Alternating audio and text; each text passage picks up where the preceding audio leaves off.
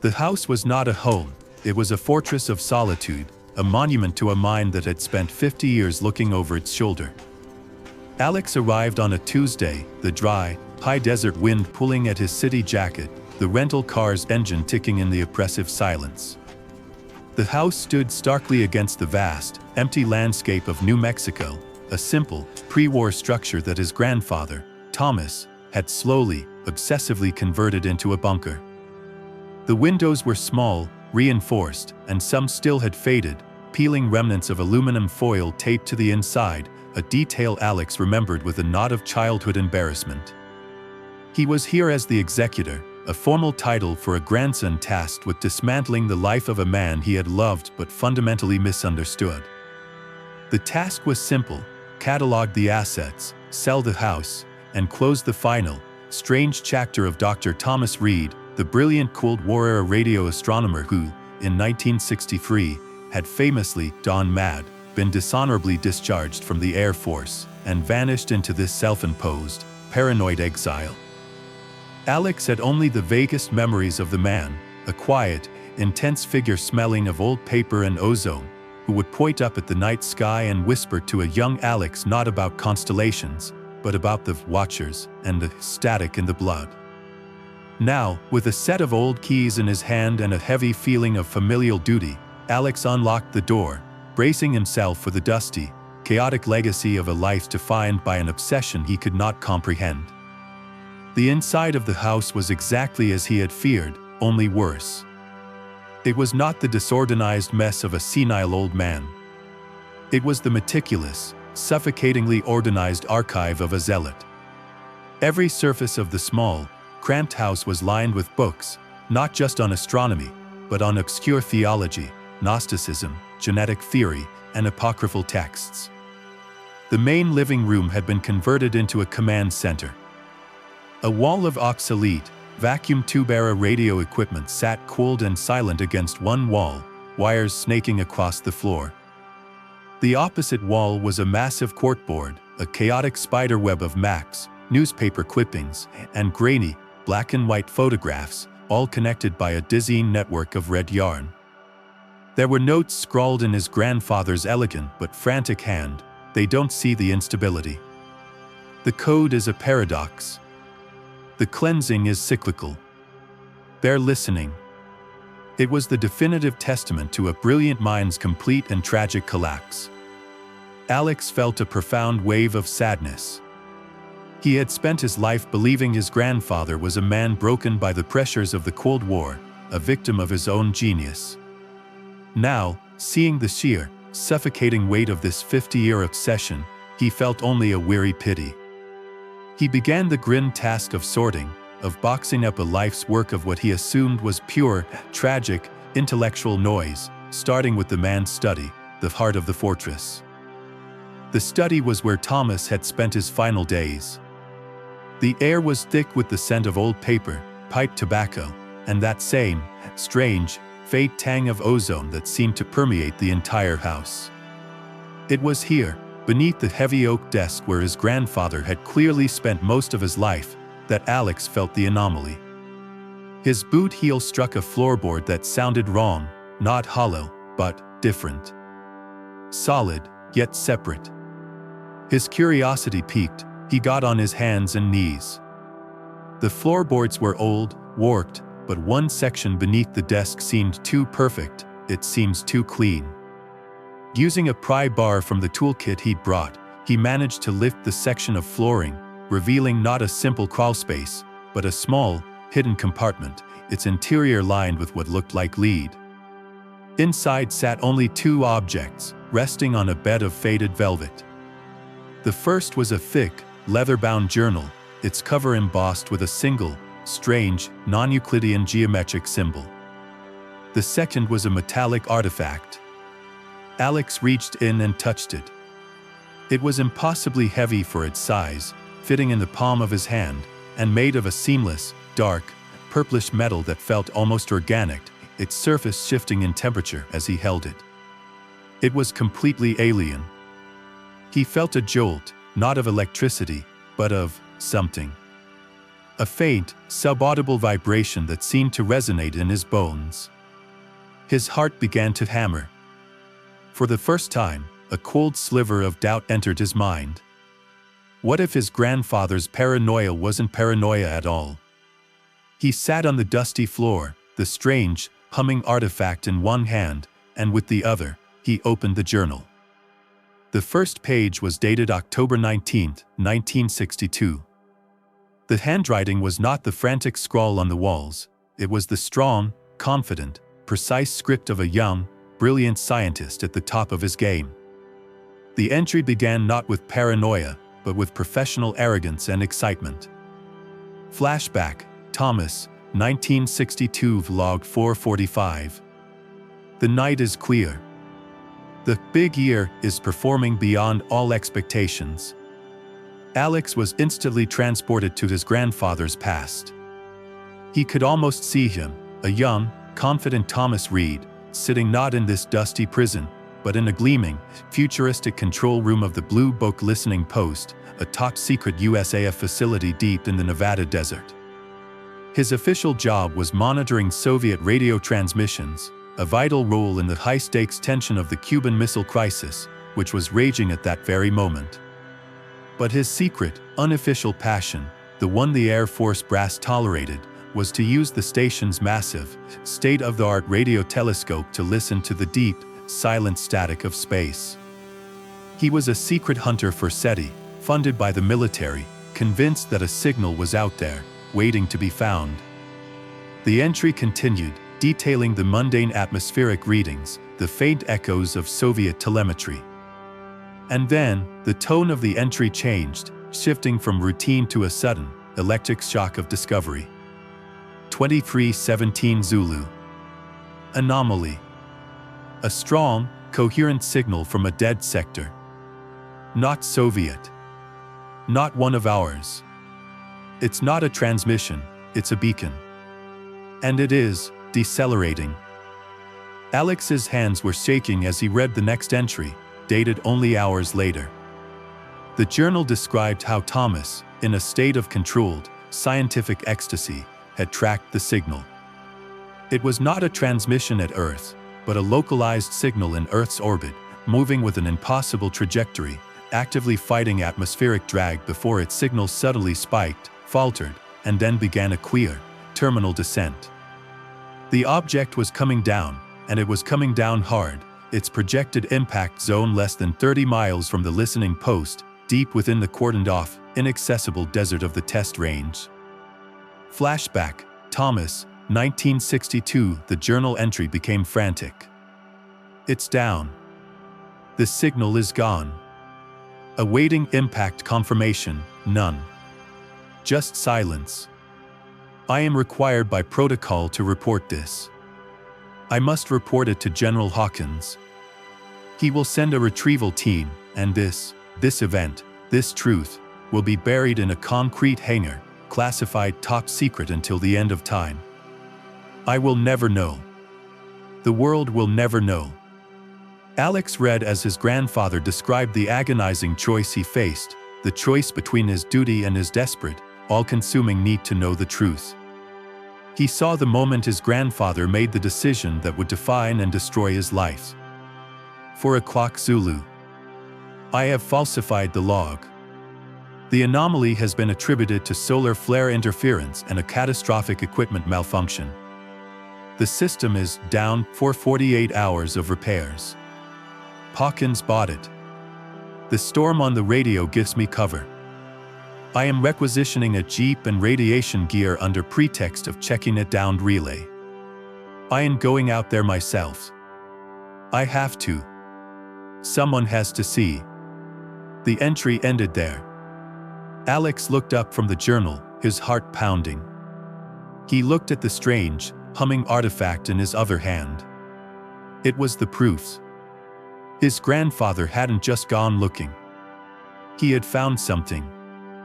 Alex's hand, the one holding the strange, humming artifact, was numb. He sat on the dusty floor of his grandfather's study, his entire reality beginning to fracture. The journal entries were not the ramblings of a madman, they were the precise, terrified field notes of a scientist who had made the most profound discovery in human history. He read on, his pulse thundering in his ears, as the journal's narrative continued from the moment Thomas had falsified his logs and driven his military jeep into the restricted, irradiated desert, guided by a signal that should not exist. Flashback, Thomas, 1962 is 6 o'clock Zulu. I've reached the impact coordinates. The Geiger counter in the jeep is screaming, but the radiation isn't gamma, it's something else, a high-band energetic resonance I've never seen. It's not a meteor. It's not one of ours. It's not one of theirs. I crested the ridge and, my God, it's here. The pod is beautiful. It's not made of metal, not really.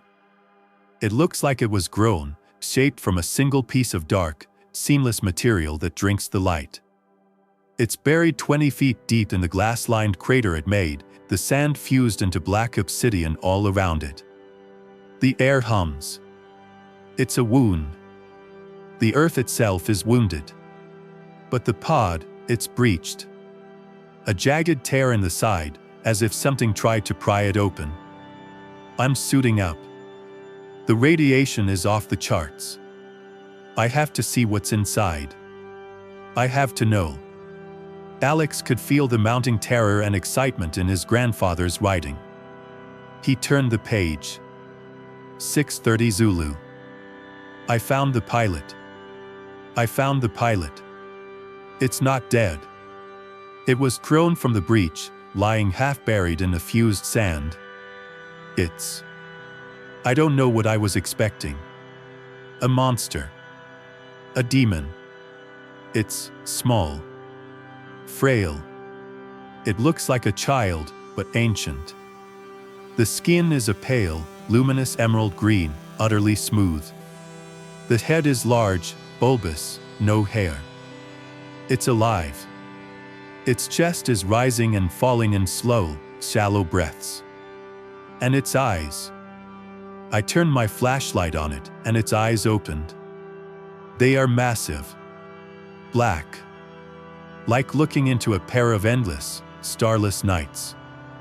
And they are terrified. It's not a monster. It's a refugee. It's wounded, badly. A dark, purplish, viscous fluid is leaking from a gash in its torso. It's looking right at me. It knows I'm here. We just stared at each other for a full minute, two beings from different ends of the universe, and all I could feel was its fear. The next entry was written in a shaky, almost illegible scrawl, the ink bleeding into the page, as if written in the cab of a moving jeep. Flashback, Thomas, 1962. I've made a choice. A terrible, irreversible choice. I am committing treason. As I stood there, watching it, my radio crackled. Hawkins. He was demanding a status update, his voice all gravel and impatience. He said my 48-hour repair window was unacceptable, given the global situation, that he was sending a retrieval team to my position at 8 o'clock to find out what was really going on. They were already suspicious. They were coming. I looked at the creature, this impossible, dying person, and I knew what would happen. They would take it. They would cut it open in a hangar at Wright-Patterson. They would bury the truth, bury it, and I would be silenced, or worse. The discovery of a lifetime, the answer to the greatest question, would be fed into the military machine and become just another classified secret. I couldn't let that happen. It's a scientist's duty to know. It's a human's duty to help. I don't know which one I am anymore. I acted. I told Hawkins the radiation field was too hot, that my Jeep's engine was flooded, that I was proceeding on foot to the relay station as planned. A lie. A cascade of lies. Then I did it. I cut the radio. I'm dark. I used my emergency med kit, but it's blood, it's not iron-based. My bandages are useless. It's dying. I lifted it. It weighs almost nothing, frail as a bird. I carried it back to the Jeep, wrapped in my radiation suit tarp. It's in the passenger seat. I'm driving, not back to base, but to the old workshop. The one I built off-grid, miles from anything. The only shielded place I know. God help me. They're going to hunt me for this. They're going to hunt us. Alex paused, his heart aching. The isolated house he was sitting in right now, this was the workshop. His grandfather's paranoia hadn't been a mental illness that developed here. This house was built for it, from the very beginning. Alex's eyes scanned the next few pages, which were a blur of frantic notes about trying to stabilize the alien, trying to understand its biology, and the growing, terrifying realization that it was failing. The creature was dying, its systems too complex, too alien for Thomas to understand. Flashback, Thomas, 1962 Vlog 449. It's been 36 hours. The being is fading. I've given it water, which it seems to absorb through its skin. I've tried to analyze its blood, it's a copper-based, crystalline suspension. My medical supplies are useless. Unjust, watching it die. I have failed. I have committed treason, destroyed my life, my career, all to sit here and watch the greatest discovery in history die on a cot in my dusty workshop. The creature has been silent, its great, dark eyes just watching me, full of a profound, heartbreaking sadness. I finally broke down.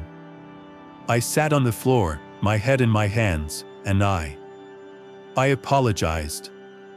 I told it I was sorry. That I didn't know how to help. That I had failed it.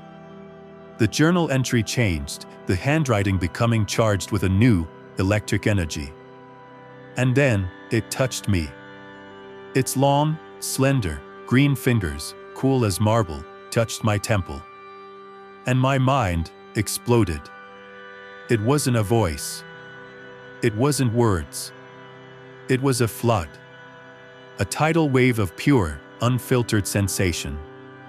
The first feeling was gratitude.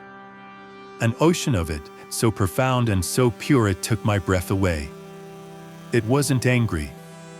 It was thankful for my compassion, for not letting it die alone in the desert. And then, beneath the gratitude, I felt the second wave. Urgency. A desperate, frantic, screaming need to share something before its light went out. It wasn't begging for its life. It was begging for me to listen. It had a message. A secret it had carried across the stars, a truth so vital that it had risked everything to bring it. And it was now pouring that secret directly into my mind. The following pages were dense, filled with complex diagrams, astronomical charts, and a mix of scientific notation and terrified, philosophical rambling. Alex was reading the raw, unprocessed data of a human mind trying to comprehend a God-level revelation. Flashback, Thomas, 1962. Oh my God, the lies. The lies we've been told. The lies we've told ourselves. I've seen it. I've seen where it comes from. It calls itself a Sower. Its people are ancient, one of the firstborn races in the galaxy. They are geneticists, artists, travelers, cosmic gardeners. I saw a vision of Earth millions of years ago. A primitive, beautiful, silent world. And I saw the life on it, early hominids, simple, animalistic, living and dying by base instinct. They were part of the planet's ecosystem, no different from the apes or the great cats. They were an instrument, it explained. A beautiful biological machine with a latent, unsparked potential. A sleeping consciousness. The alien's message was a direct, devastating refutation of human history. You were not an accident, Thomas had scrawled, quoting the telepathic thought. You were a project. The Sower species, in its travels, had discovered the young Earth, and they saw the unique potential in its dominant primate. They saw a vessel capable of holding a higher consciousness, a mind that could, one day, join the great psalm of the cosmos. But it was trapped, locked in a slow, unguided evolutionary loop. The Sowers saw this, and a faction of them, in a great, cosmic debate, decided to intervene. They saw it not as a violation of natural law, but as an act of profound, compassionate gardening, to help a beautiful flower bloom. This was the heart of it. The revelation that Alex's grandfather had been murdered to protect. Flashback, Thomas, 1962. It wasn't a gentle nudge. It was a forbidden act. A cosmic crime. The Sowers faction, the one this being belongs to, broke their most sacred law, non-interference. They didn't just teach our ancestors. They changed them. They took their own, hyper-advanced, conscious-level DNA, the genetic code for their own self-awareness, their empathy, their capacity for abstract thought, and they merged it with the primitive, hominid genome. Thomas had drawn a frantic, complex diagram of a double helix, intertwined with a third, shimmering, crystalline strand. It was a forced upgrade. A hack. They are the true Prometheus. They gave us the fire, not of the branch, but of the soul. They are the reason we are what we are. We are a hybrid. A composite. And that, the Sower explained, is the source of all our pain. It's the chilling truth of human DNA. Our genetics are a paradox. We are a war. Alex read the final lines of the entry, his blood turning to ice. The Sower DNA, our soul, gives us the capacity for infinite empathy, for art, for divine wonder. But the primal hominid DNA, our vessel, is still coded for territorial survival, for fear, for tribal violence. We are a god-mind trapped in a killer ape's body. The human condition, our endless, agonizing struggle between our better angels and our inner demons, is not a philosophical metaphor. It is a literal, biological, genetic civil war. We are an unstable, experimental species. And we are, the alien warned me, deeply, dangerously, flawed. Alex's hands trembled, the thick, aged paper of the journal crinkling under his unsteady grip. He was reading a confession that redefined his entire species as a biological impossibility, a paradox of flesh and spirit. He read on, desperate to understand the true nature of the instability his grandfather had sacrificed everything to learn. Flashback, Thomas, 1962. If the Sower was fading, its connection to my mind growing weak, like a distant radio signal being lost to static. But I had to know. Why was this instability, this war inside us, so dangerous? I projected the question. Its answer was a wave of pure, cold, conceptual dread. It was not a philosophical problem, it explained. It was a problem of physics. The Sower code, our soul, our empathy, our capacity for divine, abstract thought, was a high-frequency energy pattern. The primal hominid code, our vessel, our ego, our tribal fear, our instinct for violence, was a low-frequency, survival-based pattern. And they were, by their very nature, incompatible. It was like trying to run a quantum supercomputer and a blast furnace on the same, overloaded circuit. The Sower's thought was clear: your very existence, human, is a constant, raging, energetic contradiction. This was the chilling truth. The human condition wasn't just a psychological struggle, it was a constant, subatomic civil war that was tearing every single human being apart, molecule by molecule. And this war, this terrible, internal friction between our two natures, was not silent. It generated an unimaginable amount of chaotic, psychic, dissonant noise. A constant, species-wide, screaming frequency of pain, confusion, and contradiction. And this signal, the Sower warned, was a beacon. It was a distress call. A chaotic, uncontrolled scream, broadcasting our instability into the dark, silent, and very much occupied cosmos. A cold sweat broke out on Alex's forehead. He was sitting in a house his grandfather had specifically designed to be a fortress, a Faraday cage, a place to hide. He now understood what Thomas had been hiding from. The journal continued, the handwriting becoming more frantic, the ink pressed deep into the paper. Flashback, Thomas, 1962, I asked it what was listening. I begged it to tell me who was coming. The Sower's mind, in its final moments, projected one last, terrible image. It was not a monster. It was not a creature of darkness. It was beautiful. A being of pure, cold, perfect, geometric light. A conscious, crystalline snowflake of impossible complexity, existing in dimensions I could not comprehend. It was a being of pure, unfeeling, and absolute logic. The administrators, the Sower's thought came, laced with a fear so profound it felt like ice in my veins. The other faction. Our brothers. The ones who believed the prime directive of non-interference was the only law. We call them the Sowers. You would call them the Purifiers. The Sower explained the schism. Its own faction were the compassionate, the empathetic, the artists. The Purifiers were the logicians, the scientists, the cold pragmatists, whose only concern was the stability of the galactic experiment as a whole. And they saw the Sower's act of compassion not as a gift, but as the ultimate crime. They saw it as the deliberate, reckless introduction of a genetic plague. And I realized why the Sower had crashed. Its tiny pod wasn't on a mission of exploration. It was fleeing. It had been attacked, shot down, punted as it tried to reach Earth. The Purifiers were already here. They were in our system, monitoring, watching, waiting. The implications of the Purifiers' motive were the true, core secret.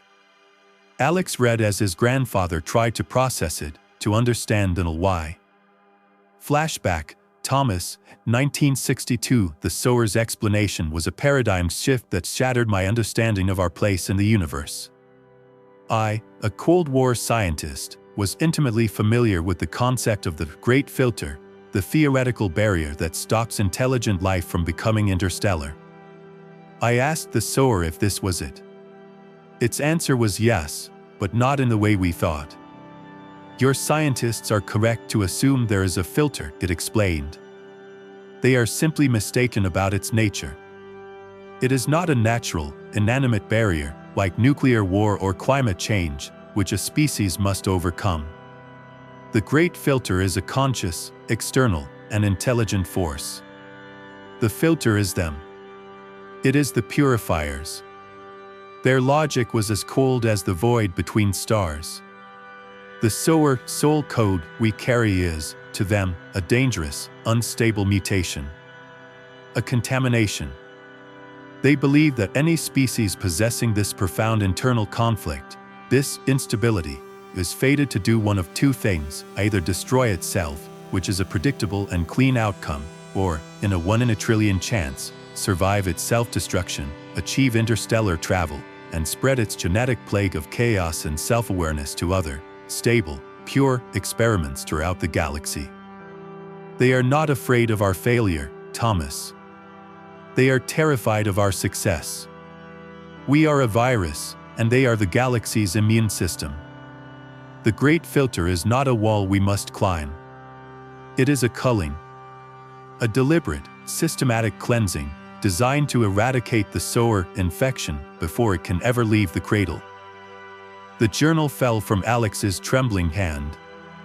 He suddenly saw the past 50 years of his grandfather's life in a new, horrific light.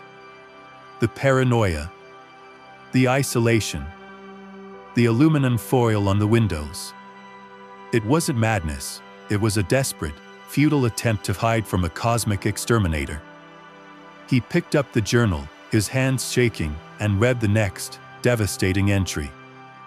Flashback, Thomas, 1962. I asked the Sower, its mind now a faint, fading whisper, if they had intervened before. If this was the first time they had come to cleanse the experiment. The Sower's last memory was a gift of pure, unadulterated terror. It showed me a series of events. But not from our perspective. From theirs. I saw a high-orbit view of the Earth, thousands of years ago. I saw a massive, redirected ice comet being deliberately, surgically steered into the Antarctic ice shelf. I saw the resulting displacement wave, a planetary-scale tsunami that scoured the continents clean of 90% of all life. The event we remember as Noah's flood. It wasn't an act of God. It was a sterilization protocol. Then it showed me another, smaller event. A targeted, orbital energy lance striking a specific region in the Middle East, boiling cities and turning a valley to salt. The sin of Sodom and Gomorrah was not moral corruption, it was an unacceptable spike in hybrid, Sower, DNA in that region. It showed me the Bronze Age collapse, the fall of Babel, all of it. These weren't natural disasters or divine punishments. They were culls. They were the Purifiers, the angels, periodically resetting the experiment, trying to wipe our contaminated bloodline from the planet and allow the pure hominid stock to re-emerge. But every time, a few of us, the contaminated, the Nephilim, as the Sower called us, survived. We are the survivors of a dozen failed apocalypses. This was the final, terrible entry from the night the Sower died. Alex could see the page was stained, smeared by his grandfather's frantic, weeping hand. Flashback, Thomas, 1962, it's gone. Its light is out. I'm alone in the workshop with the body of a traveler from the stars, and this curse of knowledge. But it gave me one last thing. A final, desperate warning. A date. It explained why now. Why it had come. Our species has finally, after all these millennia, reached the ultimate, non-negotiable trigger. We have split the atom. We have built weapons that can, for the first time, destroy the laboratory itself. And we have begun to broadcast radio signals, screaming our chaotic, dissonant frequency into the void. The plague is about to break quarantine. The Purifiers are no longer just monitoring. Their final judgment has been passed. A fleet is coming. Not a single scout. Not a single ice lance. A cleansing fleet. To finish the job, once and for all. Thomas had scrawled a series of complex astronomical calculations in the margin, calculations given to him by the Sower. It gave me a date. Not a specific day. A window. A convergence. When the planet's own magnetic field is at its weakest, and the fleet's arrival will be masked by a solar maximum. It gave me a number. 68 cycles. 68 of our Earth years from now. They are coming. The final cleansing. 68 years. Present day, Alex stared at the number, his blood frozen in his veins. He looked at the date of the journal entry, 1962. He did the math. 1962 plus 68 years. The answer was 2030. He pulled out his phone, his hands shaking so violently he could barely unlock it. He looked at the date. October 31st, 2025. The deadline wasn't some distant, abstract future. It wasn't a problem for another generation. His grandfather hadn't been given a prophecy. He had been given a 5-year countdown. The end of the world was 5 years away. And the clock was ticking. Alex's breath hitched, the date on his phone screen, October 31st, 2025, burning itself into his consciousness. He stared at the journal entry, at the impossible, terrifying calculation, 1962 plus 68 is equal to 2030. 5 years. Less than 5 years. The ground beneath him, the solid, dusty floorboards of his grandfather's house suddenly felt like a thin sheet of ice over a bottomless, cold ocean. The paranoia that saturated this house, the aluminum foil on the windows, the reinforced steel door, the complex radio jamming equipment he'd found in the basement, it wasn't the rambling of a mind lost to dementia. It was the desperate, terrifyingly sane work of a man who had been given an execution date for the entire human race. His grandfather hadn't been a madman, he had been a watchman. He was a lone, Cassandra-like figure, cursed with the one truth that mattered, a truth so vast and so monstrous that to speak it would have only earned him a padded cell. He had chosen silence, chosen to be seen as a paranoid recluse, all while he secretly, frantically, worked.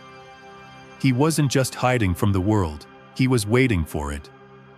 He was a sentinel on a wall, watching the sky, counting down the days for 60 years, a prisoner of a truth that had stolen his life, his sanity, and his reputation.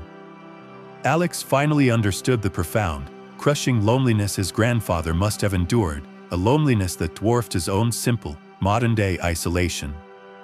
He was not just settling the estate of a relative, he was inheriting a cosmic vigil, and the clock was about to strike midnight. His gaze, frantic now, fell from the journal to the other object he had pulled from the lockbox, the strange, dark, purplish metallic artifact. It was still in his left hand, and it was no longer just humming, it was warm, its internal thrum seeming to sync with his own racing pulse, as if his proximity, his realization, was somehow activating it. He fumbled through the journal's remaining pages, past the decades of paranoid observations, the accounts of men in black watching the house, the frantic, failed equations. He was searching for any mention of the artifact. He found it in a series of entries near the very end, dated only a few years ago. Journal entry, 2020. I have failed. The math is sound. The date is fixed. I cannot stop them. But the Sower, it did not leave me with only a warning. It left me with a choice. The device it gave me, its final, desperate gift. I have finally understood what it is. It's not a weapon. It's a cure. The Sower called it the harmonic key. Alex read, his breath catching, as his grandfather described his analysis of the artifact. It was a piece of Sower biotechnology, a genetic tuning fork.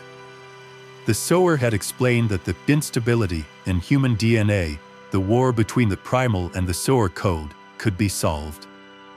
The key, if activated, was designed to broadcast a specific, complex, resonant frequency, a harmony that would, in theory, neutralize the Primal code. It would silence the killer 8 instinct, the tribalism, the fear. It would, in essence, complete the upgrade, forcing the Sower code to become the dominant and only operating system. It was the key to unlocking humanity's better angels and ending our internal war forever. It was the solution. It was salvation. But the next entry, scrawled with a trembling, horrified hand, revealed the terrible, terrible catch. Journal entry, 2021. The key is a trap. A final, cruel paradox. I have analyzed the frequency it is designed to emit. It is, as the Sower promised, a harmonic of unimaginable power. But it is not subtle. To activate it would be the equivalent of setting off a psychic supernova. It is a beacon. A flare. A signal so powerful, so distinct, that it would be instantly visible to the entire galaxy. And to them. To the Purifiers. Alex felt the blood drain from his face. He understood. Journal entry, 2021, Kant, it is the ultimate gamble. The Purifiers are coming to cleanse the infection. Activating the key would be the ultimate proof of that infection.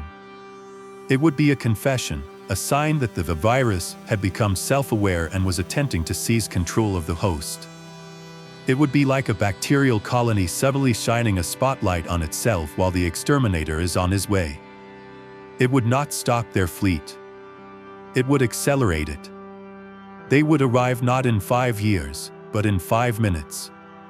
It is a choice between a guaranteed death in 5 years, or a potential salvation in the next 5, at the risk of immediate, absolute annihilation. The Sower did not give me a cure. It gave me a loaded gun and told me to choose between shooting myself now, or waiting for the firing squad. I cannot choose. I am a scientist. I am not a god.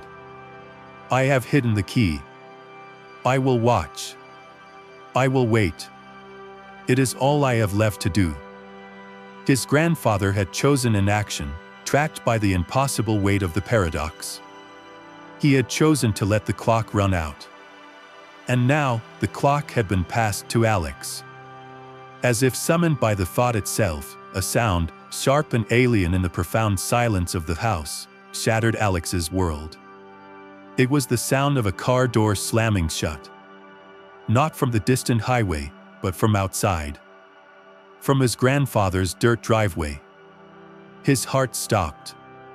He scrambled to his feet, clutching the journal and the key, and ran to the small, foil-lined study window. He peered through a tiny tear in the aluminum. The late afternoon sun was low, casting long, ominous shadows. And parked right behind his own rental car was a vehicle that did not belong, a black, unmarked, government-style SUV, its windows tinted to an impenetrable, mirror-like black. As he watched, 2 men in simple, dark, perfectly tailored suits stepped out.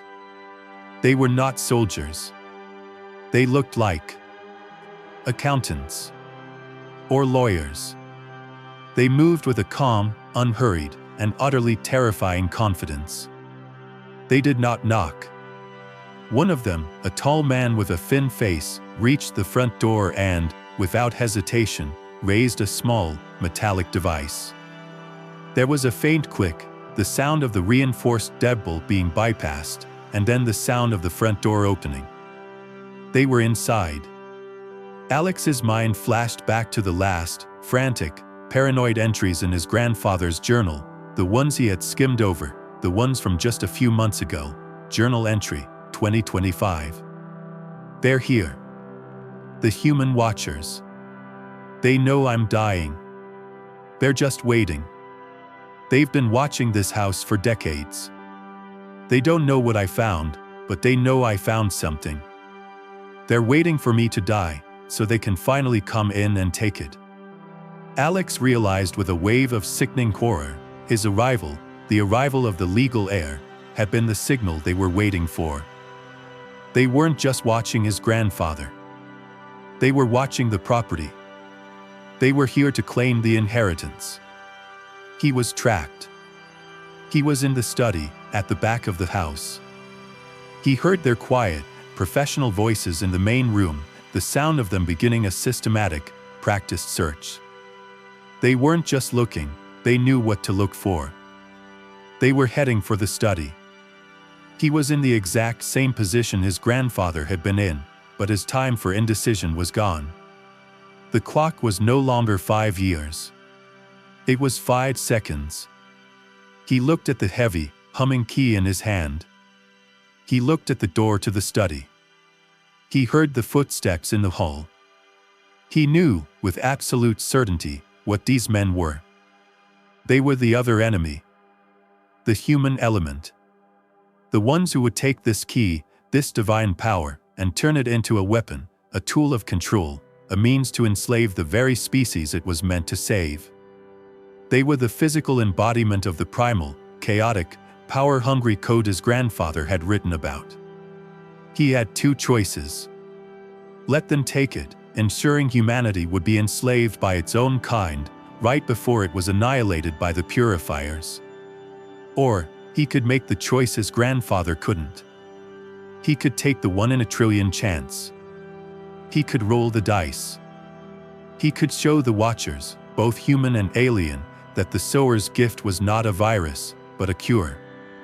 He remembered the final, cryptic diagram in the journal, the one labeled activation, a drawing of the key, and a single, human hand, with the word intent written above it.